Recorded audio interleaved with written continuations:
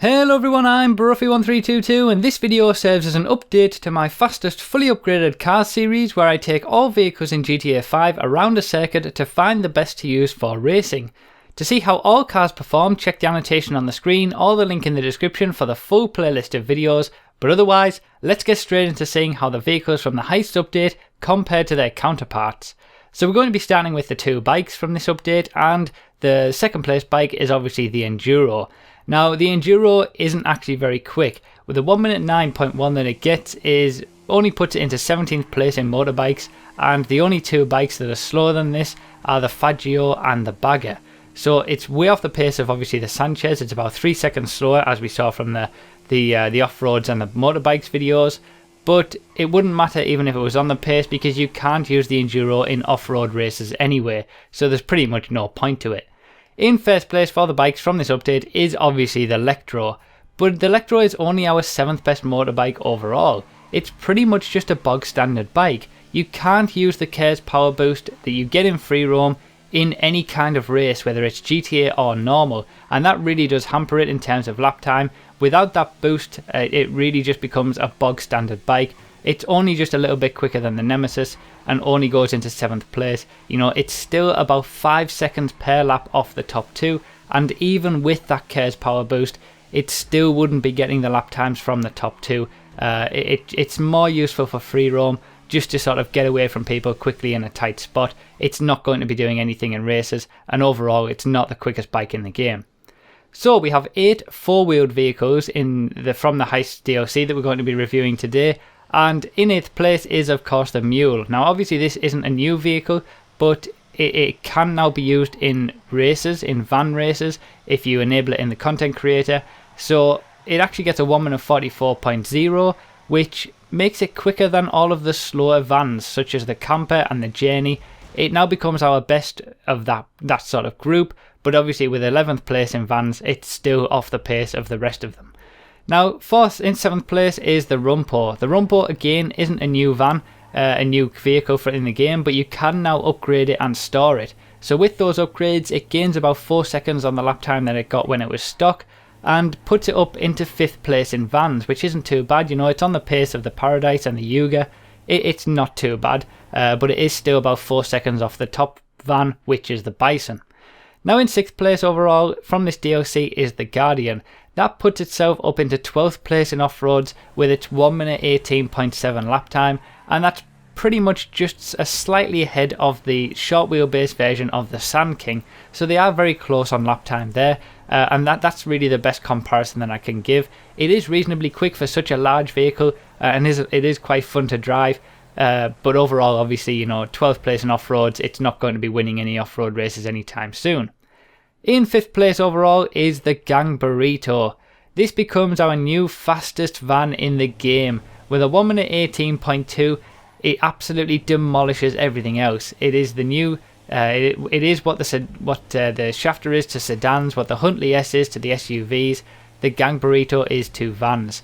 It's absolutely dominant. It gets a spoiler, so it gets the added traction. It's got really good acceleration and top speed, and it is much better than the Bison by about 2 seconds per lap. Now obviously van races were pretty boring with the Bison being the number one because it wasn't really a van. Van races should get a lot more interesting now because the Gang Burrito is a lot of fun to drive. Definitely have one of these for van races.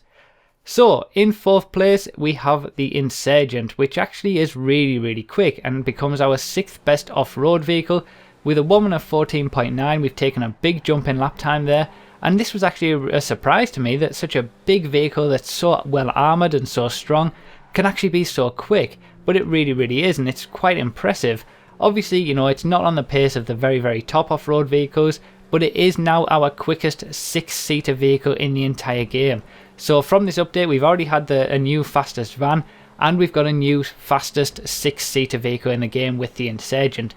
So it's been quite successful so far, and the Insurgent was a really good vehicle, quite a surprise as well. So yeah, in 3rd place overall from this update is the Casco, which also puts itself into 3rd place in the Sports Classics class. With a 1 minute 11.2, it's pretty much slap bang in the middle of the Pegali, which got a 1 minute 10.6, and the Coquette Classic, which got a 1 minute 11.7. It's got great acceleration. It does lack a little bit of traction, and its braking you do have to get used to, but it absolutely hates any kind of bump, so you do have to take it easy. A good driver can get used to this car and get good lap times from it, but it's not going to be on the pace of the top two in the Pigali and the Z-Type really, which is a bit of a shame, but yeah, that's just the way it is, you know. Still a very nice car to drive and quite interesting to use. In second place from this DLC is the armoured version of the Kuruma. Now this gets a 1 minute 9.0, which isn't too bad, you know. It puts itself into 18th place out of 26 sports cars, so it's certainly not the worst sports car that you can have, but its main function really is free roam. It could be useful in GTA races, you know, if you're getting shot at a lot, but in general, you know, you want to be using it in free roam more so than anything else. It's not really going to be winning any sports class races anytime soon. It is a lot heavier than the regular version of the Kuruma, and that's what makes the difference in lap time that we're about to see. So obviously in first place for this DLC, the quickest vehicle to come out of this DLC is obviously the Kuruma. Now that puts itself into 15th place in the sports class with a 1 minute 7.8, and that is a reasonably quick lap time, you know, that's not too bad. A lot of sports cars are around that area in terms of lap time, but the main question is, does this beat the Sultan? What lap time did the Sultan get?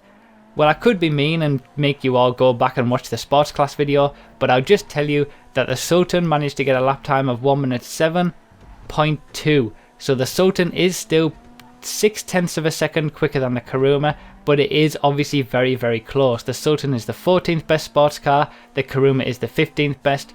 The Sultan does manage to keep its title as the quickest 4-seater vehicle in the entire game, with the Kuruma in second place, not too far ahead of the Felon in third. So it's very, very close between these, but really they have very different driving styles, so it's up to you which one you prefer more so than anything else. But the Kuruma is absolutely godly when it goes off-road. It is incredible. The Kuruma is just as quick as some of the top-end supercars, such as the Entity and the Zentorno, when it goes off-road. It's absolutely incredible. If you thought the Sultan was good off-road, it's nothing compared to the Kuruma. So it all depends on what you want to use it for. Now I'm going to be releasing a video in a few days to talk a little bit more about these cars from this DLC and talk about the update itself.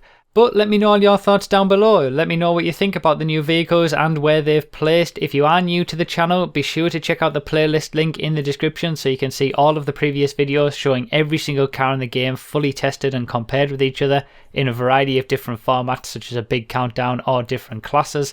Also be sure to subscribe for future videos of this series, and if you did enjoy the video, if it did help, leave a like and I would greatly appreciate it. So let me know all your thoughts down below. We've had a new fastest van, a new fastest 6-seater, and a very nearly a new fastest 4-seater as well. So it's been quite an interesting one, this one.